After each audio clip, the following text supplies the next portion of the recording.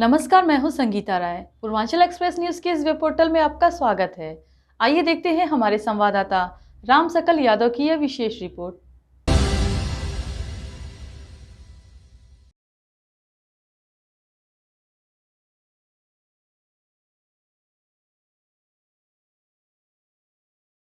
आजमगढ़ दीवानी न्यायालय परिसर में बम की ब्लास्ट की धमकी मिलने से हड़कंप मच गया। सूचना मिलते ही पुलिस प्रशासन ने कैंपस को खाली कराकर चारों तरफ घेराबंदी करते हुए सघन तलाशी अभियान शुरू किया। मिली जानकारी के अनुसार सोमवार को आजमगढ़ की दीवानी न्यायालय कचहरी में बम से विस्फोट किए जाने की धमकी दी गई। सूचना मिलते ही जिले के एसएसपी डॉक्टर अनिल कुमार सहित पुलिस और प्रशासन के आला अधिकारी मौके पर पहुंच गए। एहतियात के तौर पर पूरे न्यायालय परिसर को तत्काल खाली कराया गया और मौजूदा अधिवक्ताओं, कर्मचारियों व फरियादियों को सुरक्षित स्थान पर बाहर निकाल दिया गया। सुरक्षा के मद्देनजर न्यायालय में सभी प्रवेश और निकास द्वारों को बंद कर दिया गया तथा किसी भी व्यक्ति के अंदर जाने पर रोक लगा दी गई। परिसर के चारों तरफ पुलिस बल की तैनाती करते हुए घेराबंदी कर दी गई। बम निरोधक दस्ता और डॉग स्क्वाड की टीम ने एक एक कोने की गहन जांच शुरू की। अधिकारियों द्वारा आसपास के क्षेत्रों में भी सर्च ऑपरेशन चलाया गया।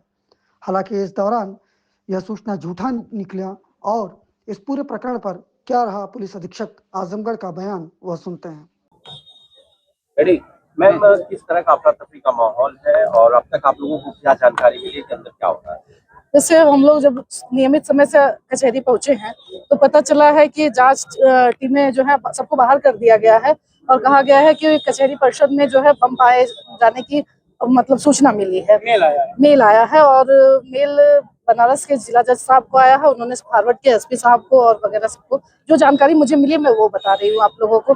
अभी क्या स्थिति है, आप लोगों को क्या जानकारी मिली, कब तक अंदर जाने दिया जाएगा? अभी कुछ स्पष्ट नहीं हुआ है कि कब तक अंदर जाने दिया जाएगा और तमाम भीड़ें आप देख रहे हैं कि सारे अधिवक्ता बंधु जो है हमारे वो गेट के बाहर खड़े हैं। कितनी देर से आप लोग बाहर?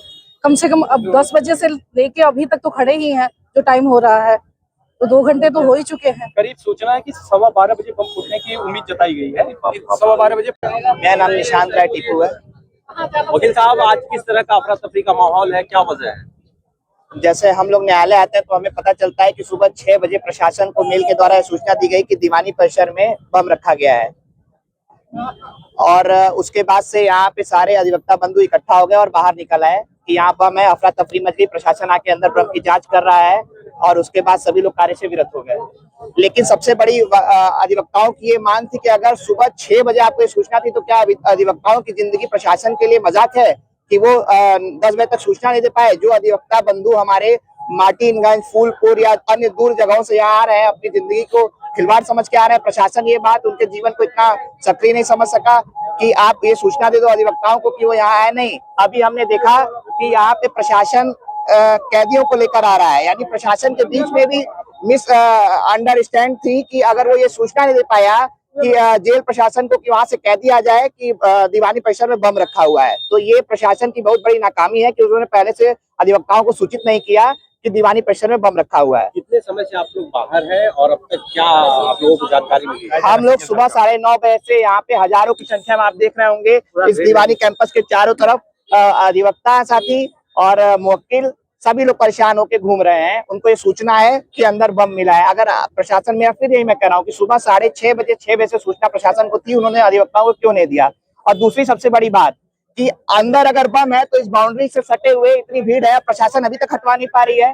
क्या अधिवक्ताओं की जान को एकदम मजाक समझा गया है? इसी के लिए अधिवक्ता अपने अधिवक्ता प्रोटेक्शन एक्ट की मांग करते हैं कि आप उनके जीवन को भी महत्वपूर्ण समझिए, जो आम जन की भावनाओं के लिए लड़ता है और आम जन को न्याय दिलाने के लिए उसके साथ खड़ा रहता है। इस तरह की घटना आज दूसरी कचहरी में है, इससे पहले भी पूर्वांचल की कचहरी में बनारस में घटना हुई थी, तो उसके बाद भी अगर नहीं जागा जा रहा है प्रशासन के द्वारा, तो किस तरह से आप लोग मानते हैं कि आप लोगों की बातें सुनी जाए? देखिए, उत्तर प्रदेश की सरकार या केंद्र की सरकार ये कहती है कि हम नागरिक सुरक्षा को बहुत ज्यादा मद्देनजर रखते हैं और उसका ध्यान देते हैं, लेकिन अधिवक्ता बंधु जो उनसे तेज है, जिसके लिए लड़ते हैं, उस आम जनता के लड़ते हैं, उसकी सुरक्षा के साथ कितना खिलवाड़ कर रहा है ये प्रशासन। अगर बनारस में ऐसी अपनी घटना हो चुकी थी तो कोई भी ऐसी सूचना सभी अधिवक्ताओं या सभी दीवानी न्यायालयों में पूरे 75 जिले की नहीं दी गई, जिससे ये साबित हो सके कि अधिवक्ताओं की सुरक्षा सर्वोपरि है। और ये बम की सूचना अगर 3 दिन पहले 4 दिन पहले किसी एक बार आपके बगल के जिले के अगर न्यायालय में ऐसी हुई थी तो आपको आजमगढ़ और अगल बगल के जिले को सूचित करना चाहिए था या सक्रिय करना था या रेड अलर्ट पे रखना चाहिए था कि ऐसी घटना यहाँ भी हो सकती है।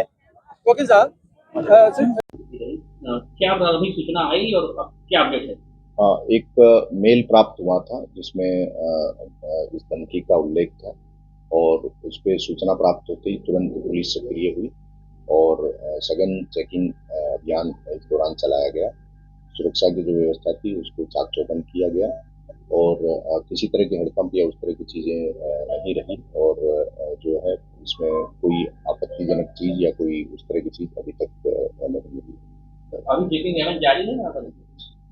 चेकिंग जारी रहेगी और जो सुरक्षा के उपाय हैं वो चाक चौबंद रहेंगे। सर, पूरे मामले में जो अधिवक्ताओं की सुरक्षा को लेकर के जिस तरीके से प्रोटोकॉल तैयार है, रोज सुबह जांच होती है, जांच को किस तरीके से मॉनिटर किया जा रहा है, क्योंकि मेटल डिटेक्टर वगैरह तमाम चीजें हैं, उसको किस तरीके से मॉनिटर किया जाएगा? देखिए, हमारी जो न्यायालय की सुरक्षा व्यवस्था है उसकी एक एसओपी है, उस एसओपी का भी पालन किया जा रहा है और समय समय पे इसकी सिक्योरिटी ऑडिट जो है माननीय न्यायालय से समन्वय स्थापित करके किया जाता है और जो हमारी बीडीएस और एएस टीम्स हैं वो भी लगातार इसमें सक्रिय रह के चेकिंग करती रहती हैं।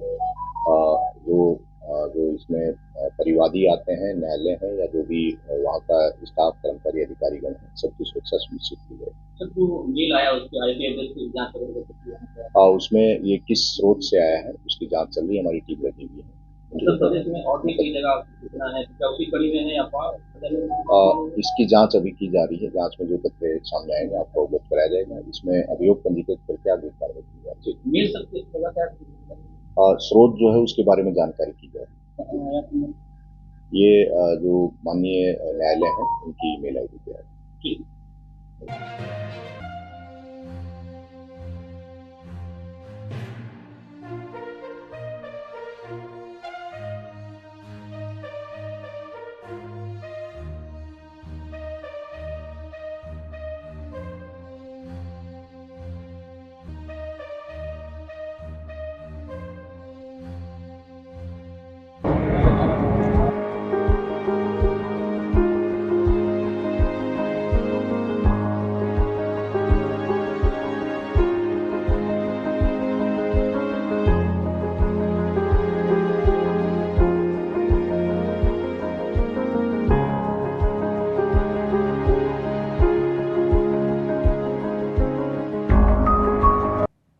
अगर आपको हमारी खबर पसंद आई हो तो हमारे चैनल को लाइक, सब्सक्राइब और शेयर जरूर करिए।